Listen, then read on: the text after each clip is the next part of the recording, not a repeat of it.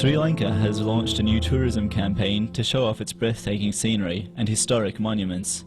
But behind these images is the reality of a country scarred by ongoing civil war. Hundreds of thousands have been forced to abandon their homes and their country in the conflict between the government and the separatist Tamil Tigers. I think Sri Lanka, the situation is extremely volatile. There's more than 160,000 people who are displaced, who are caught between the government forces and between the rebel Tamil Tigers forces. Last 2 months' time, there are 8,000 innocent people who was killed by the Sri Lankan forces. Both sides of the conflict, that civil war, are behaving in brutal ways, and that the government is winning the conflict and showing no signs of making concessions to civilian Tamils. Displaced Tamil civilians have been ushered into transit camps, which, according to Tamil refugee advocate Wiki Wickramasingam, are open prisons.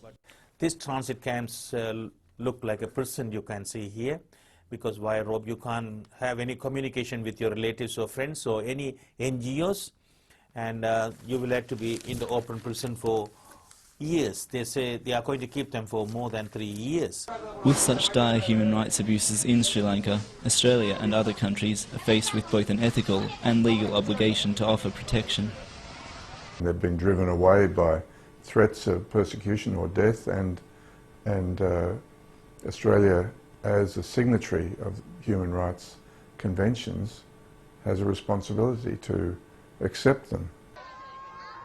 Thousands of Tamil civilians have been killed in recent fighting. When you counted in Melbourne, each family has lost at least 2 members in the war. So every Tamil is affected in Sri Lanka. So the current year is the worst period for the Tamil community. The abolition of the temporary protection visa has made it easier for asylum seekers to gain protection in Australia. Some argue that this makes dealing with people smugglers more attractive than going through official channels. But in the chaos of civil war, many find these impossible to access. There is no other way. They can come only by boat. Australian government should open a program for humanitarian program for Sri Lankan Tamils who are affected from war. Then the boat people will stop. It's very, very difficult to say that those people might have had another option, but they chose to take the risky option of coming to us by boat because it doesn't make sense.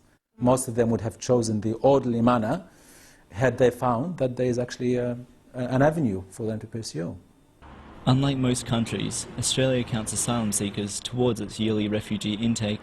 When we take 4,000 asylum seekers who come by boat, we take that off the offshore intake. So in a way we're penalizing, and that's why there's debate about are these people are taking places of others. Whereas other countries don't do that. They separate between refugees and asylum seekers. With no solution in sight to the 40-year conflict, it will be a long time before Sri Lanka is restored to peace. It's not a solution that can be negotiated in a month or a year. These are incremental steps towards solutions that will take many years, and the consequences of what has happened in those countries will last for generations. It's not something that will even be resolved after 10 years, even if the violence ceases now. Stuart Winthrop, Newsline.